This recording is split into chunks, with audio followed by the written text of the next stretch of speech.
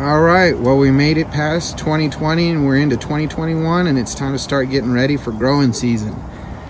We're about 2 weeks out from our final frost date here in El Paso, Texas. So it's time to start getting the bales set up, get them conditioned and ready to go for the growing season. We've kind of expanded a little bit this year. Got some bigger bales, added a couple. Want to make sure that we have plenty of growing space, but as you can see, we have our lovely onions that were wintered and have been growing for quite some time. And then if you look in the background, our elephant garlic has actually gone ahead and sprouted. We've got about another year and 4 months before it's ready, but it's doing good.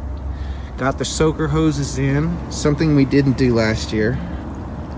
Found out that that was one of my major issues as to why I was having problems with the bales, is that I was just trying to water from the top, and unfortunately they need to soak in and not get the leaves of everything else wet. That way you don't have to deal with the mildews and molds and all the other pests that come along with that. But basically snaking through, got our lovely cattle fences up here so that we can use those as our trellis. A giant one across the back there. That soaker hose coming through. Gone ahead and conditioned our bales, so today is day 1. And you can see it actually goes behind here and actually all the way around the back. Look at the lizard. That way we can get our lovely grapevine back going. And you can see the new area all cleared out and ready for the stand. That's going to be for the bees. We have about another month and a half before the bees come, but we're ready to go and excited to have them coming. Come back through and you can see how that snakes down. We'll have a small bed garden here that's got some shade-loving plants. And then back up into the bale. And that's sitting there just soaking, letting that compost in. Get that all set up and ready for planting in a couple of weeks. Our actual ground beds get nice and wet. We'll let those soak in, tilled them several times. Tons and tons of earthworms and redworms, so we're very excited about that. And then finally back to our main bed garden with our plants currently. So going to start seedlings this week and keep conditioning the bales. So we'll see you soon, and hope you're having a good day. This is just the start of gardening, organic gardening with straw bales. So basically we just got some bales of straw here. Straw is much better than hay. Hay has all the seeds in it, so you'd get a lot of grass growing. So this is straw. And on the top of it, I've just put some topsoil and some compost. And basically I've been letting the rain, kind of wash that down in. Also, you can add some natural sources of nitrogen if you want, and add those as well. And then basically I'll be eventually planting right into here, into the top, and the roots will grow down in through the straw, and that will be gardening, organic gardening in a straw bale.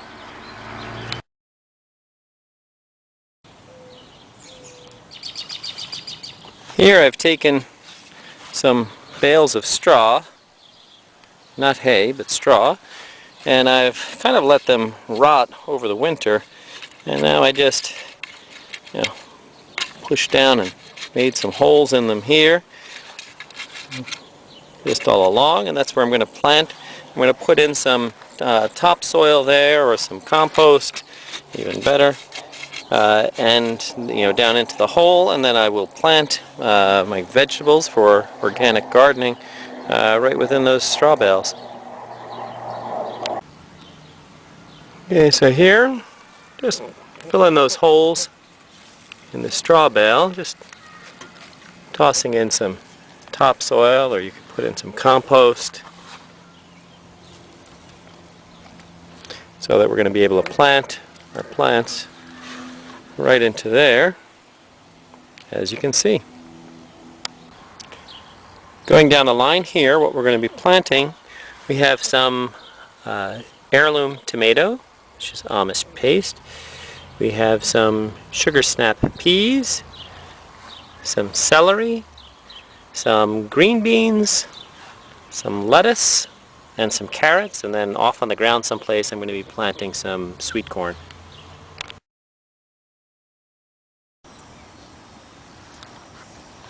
Right now it's middle to late July, and here's what we have growing in these straw bales. First of all, we have tomatoes. As you can see, we planted those directly into the straw bale down there with a little bit of compost and topsoil. Over here we have celery, which is doing great, more celery than we could actually need or eat for our family. The celery is growing great, and here we have some green beans. We've already picked them for today, so you don't see any on the line. Maybe a couple of tiny ones in here, and here's a decent one back here. So we have those growing in the straw bales as well. This last third bale I never got around to planting into it. And we had also some sugar snap peas, but those unfortunately died, including the ones we had planted that were not in the straw bales. So that's it for the straw bales for now.